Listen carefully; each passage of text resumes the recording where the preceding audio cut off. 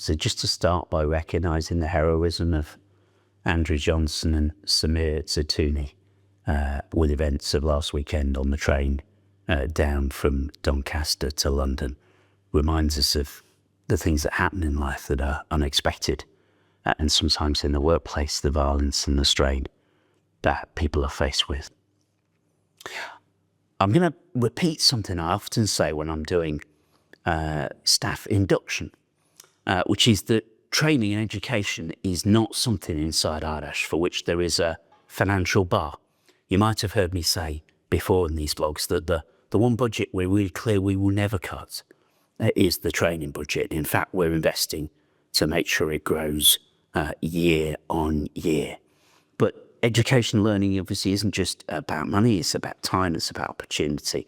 So it's really important that we contribute to national thinking on that, and filling out the NET survey is a really important part of that. The NET survey in 2024 probably gave rise pretty directly to the NHS's sexual safety charter and wider work to tackle misogyny in the workplace. So if you have a moment over the next month, if you've done your flu jab, for example, why not, if you are a learner in a placement or you're a resident doctor, why not take an opportunity to fill out that survey?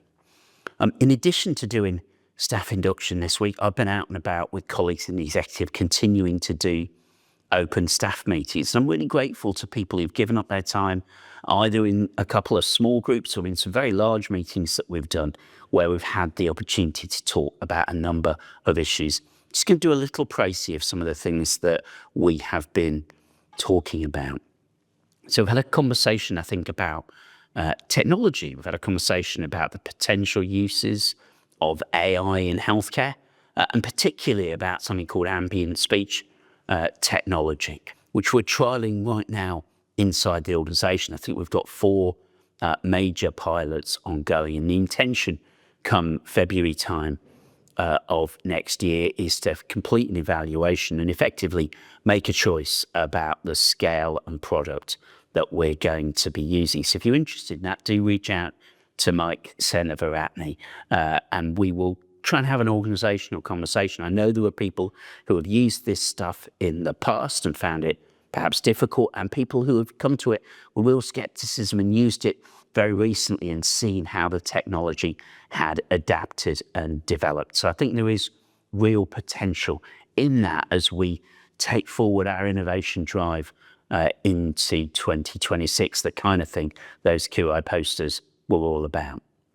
Of course, we had a continued conversation about anti-racism at the open staff meetings, and the board, when it meets on November the 27th, will consider our steps for next year. It's important we have our promise 26, but it's also important we acknowledge when we're not getting the job done.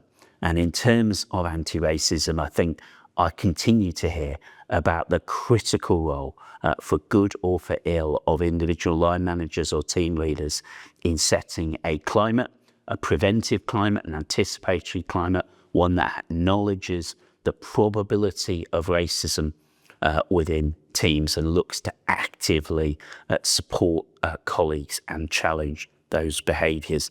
But I guess the heart of the board's conversation will be about what it takes to be anti-racist, as opposed to simply have an absence of racism in our midst. Finally, we did talk at length about myths and rumours, truths and possibilities in respect of changes in the workplace and some of the financial challenges that the NHS is faced with. I did a vlog on September the 5th that's still on our intranet site that will remind you of how our £10 million financial challenge comes about.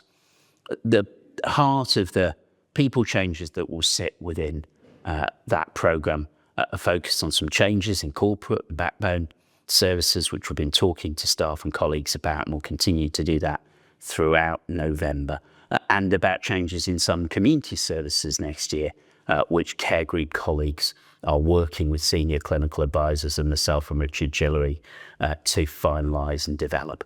You'll remember that the timescale is set. We're going to develop ideas this side of Christmas, consult on those ideas from late January and be confident in our implementation from April. We think that sits the right balance between pace and rush.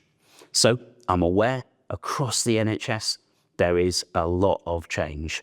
I'm also aware that somewhere in that, two constructs can get quoted a lot that maybe need to be understood. And one that's in my mind, and there's a link on the vlog to an article you might want to read by a guy called Roy Lilly, who writes, I think, quite thoughtfully about productivity in healthcare and the way in which it isn't just the pursuit of numbers, and how it has to connect both to the lived experience of those of us working in the service and to the hope of being able to deliver a better service. And I think Roy's article probably sums up what we're going to be trying to achieve in 2026 as a board.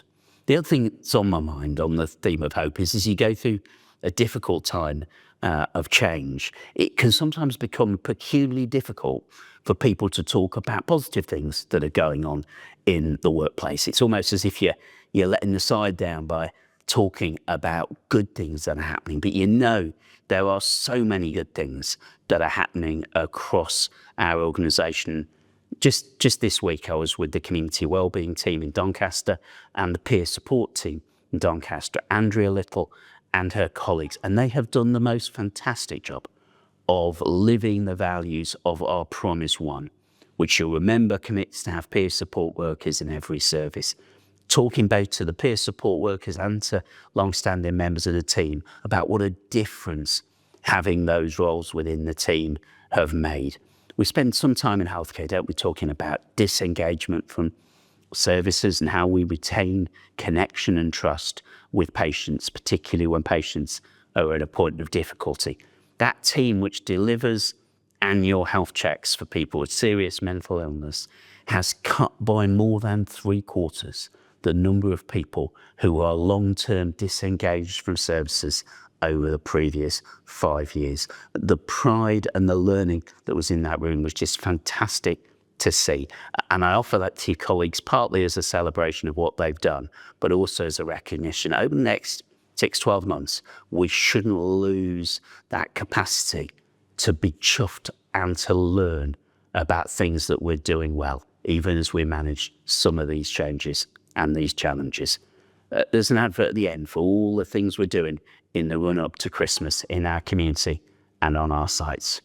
Fantastic vlog coming up next week. That means it's not from me. It's worth watching. All the best.